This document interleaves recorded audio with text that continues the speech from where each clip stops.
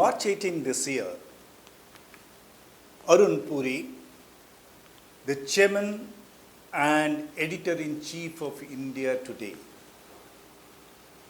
welcomed Prime Minister Modi to the India Today Media Conclave. In his welcome address, Mr. Puri showered fulsome praise on Prime Minister Modi for his contribution to transforming India beyond recognition.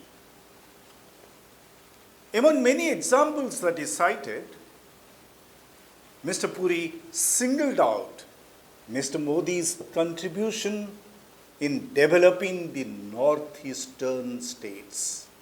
Second example I would like to bring to you is the development of the northeast states.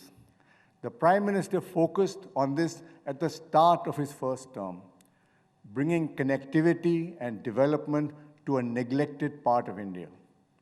He believed that developing the smallest, furthest, and neglected states of India would set a very good example. In 9 years, his visits to the Northeast were more than all the Prime Ministers of India had done since independence. Mr. Puri said, the states of Northeast, which had been neglected for decades, received special attention from our Prime Minister. To the thunderous applause of the audience, Mr. Puri gave an extraordinary compliment to the guest of honor of the day when he said, Mr. Prime Minister, you have set a new record. You, as Prime Minister of India, have traveled to the northeastern states more times than all the Prime Ministers combined had done since independence. Mr. Puri was right. It didn't matter if most of the visits of the Prime Minister to the Northeast was to address election rallies. The fact that the Prime Minister traveled to these lone forsaken areas to address the people was a sufficient reason to applaud him. Mr. Puri, you were right to shower encomiums on our popular Prime Minister on March 18. But 4 months later, Mr. Puri, it's now your turn to ask the Northeast-loving Prime Minister as to why he is not traveling to meet the people of Manipur, a state which is burning. Manipur, a northeastern state, is being ravaged by brutal killings, rapes, arson, and whatnot for more than 80 days. More than 150 people have died. Thousands of houses have been burned. Tens of thousands of people have been rendered homeless in their own state. Mr. Puri, it's time for you to ask our beloved Prime Minister, why didn't you travel even once in the last 80 days to commiserate with the victims of the dastardly violence? You went to Manipur several times when it was peaceful, but when Manipur is smoldering in fire, you have chosen to keep away. Why? Isn't a leader in need is a leader indeed? But then, Mr. Puri, many ardent followers of our popular Prime Minister will urge you to be considerate. After all, our Prime Minister is an international statesman. All top leaders of the world seek him out. So he has been busy for quite some time, the last 3 months, traveling abroad and hugging world leaders. In the process, they would say, our Prime Minister is bringing laurels to India, our motherland.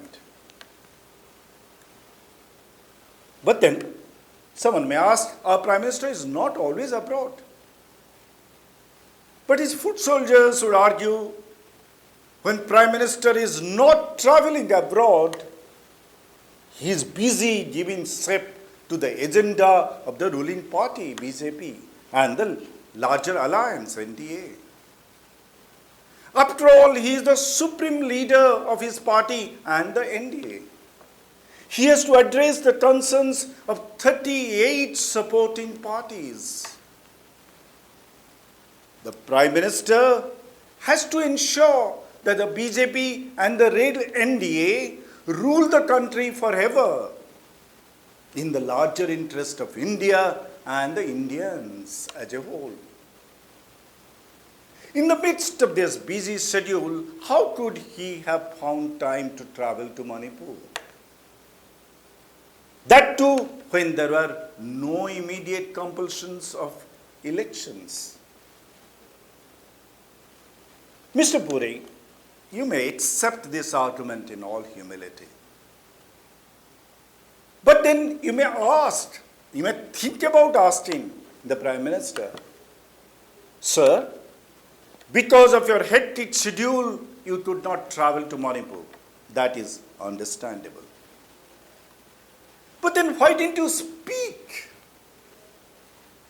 After all, Mr. Prime Minister, you are a master orator. Why couldn't you spare maybe just 3 minutes of your valuable time to address the victims of Manipur and show solidarity with them? Couldn't you find just 3 minutes in as many as 78 days to speak to the people you are supposed to have special consideration for? Yes, Prime Minister, we know you opened your lips after 78 days when a video showing 2 Manipuri women being paraded naked went viral.